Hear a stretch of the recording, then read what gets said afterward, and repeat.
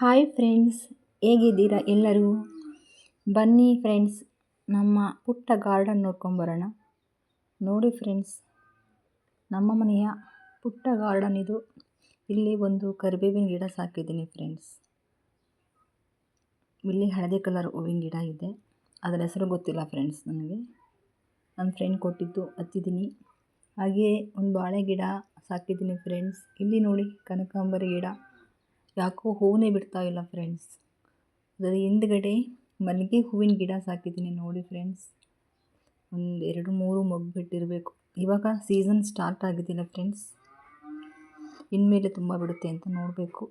ಇಲ್ಲಿ ನೋಡಿ ಫ್ರೆಂಡ್ಸ್, ದಾಸವಾಳದ ಗಿಡ. ನಮ್ಮ ಮನೇಲಿ ಎಲ್ಲ ಕಡ್ದಾಕ್ಬಿಟ್ಟಿದ್ದಾರೆ ಫ್ರೆಂಡ್ಸ್ ಅದನ್ನು.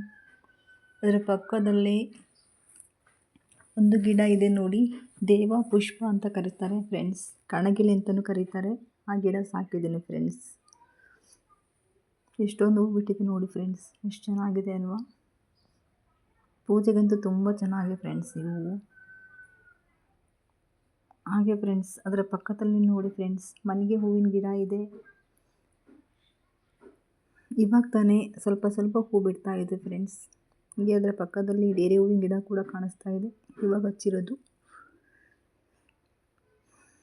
ಇದು ನೋಡಿ ಫ್ರೆಂಡ್ಸ್, ನಂದಿ ಬಟ್ಲು ಹೂವು ಅಂತಾರೆ. ನಂಗೆ ಅದರ ಹೆಸರು ಸರಿಯಾಗಿ ಗೊತ್ತಿಲ್ಲ. ಬಿಳಿ ಹೂ ಬಿಡುತ್ತೆ ಫ್ರೆಂಡ್ಸ್. ಇದು ಈಶ್ವರನಿಗೆ ತುಂಬ ಶ್ರೇಷ್ಠ ಅಂತ ಹೇಳ್ತಾರೆ ಫ್ರೆಂಡ್ಸ್.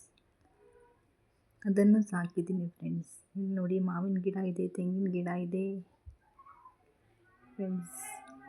ಇಲ್ಲಿ ನೋಡಿ ದಾಸವಾಳದ ಮೊಗ್ಗು. ಹೂ ಆಗಲ್ಲ ಫ್ರೆಂಡ್ಸ್, ಅದು ಮೊಗ್ಗಾಗೆ ಇರುತ್ತೆ. ಅದನ್ನು ಸಾಕಿದ್ದೀನಿ ಫ್ರೆಂಡ್ಸ್.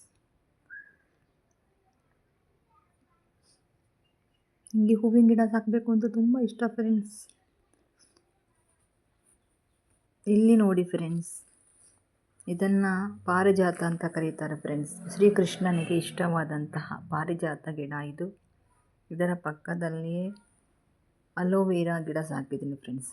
ಕನ್ನಡದಲ್ಲಿ ಲೋಳೆ ಸರ ಅಂತ ಕರೀತಾರೆ. ಇಲ್ಲಿ ನೋಡಿ ಫ್ರೆಂಡ್ಸ್, ಪಾರಿಜಾತ ಹೂವು ಈಗ ಬಿಡ್ತಾ ಇದೆ. ಹೂವು ತುಂಬ ಚೆನ್ನಾಗಿದೆ ಫ್ರೆಂಡ್ಸ್. ಅದರ ಸುವಾಸನೆ ಕೂಡ ತುಂಬ ಚೆನ್ನಾಗಿರುತ್ತೆ.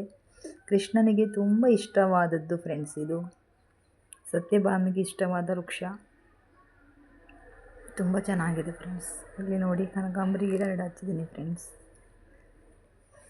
ಇಷ್ಟೇ ಫ್ರೆಂಡ್ಸ್ ನನ್ನ ಪುಟ್ಟ ಗಾರ್ಡನ್ನು. ಇಷ್ಟ ಆದರೆ ಲೈಕ್ ಮಾಡಿ, ಶೇರ್ ಮಾಡಿ, ಸಬ್ಸ್ಕ್ರೈಬ್ ಮಾಡಿ, ಸಪೋರ್ಟ್ ಮಾಡಿ ಫ್ರೆಂಡ್ಸ್. ನನ್ನ ಚಾನಲ್ ವೀಕ್ಷಣೆ ಮಾಡಿದ್ದಕ್ಕೆ ಧನ್ಯವಾದಗಳು friends. Thank you so much.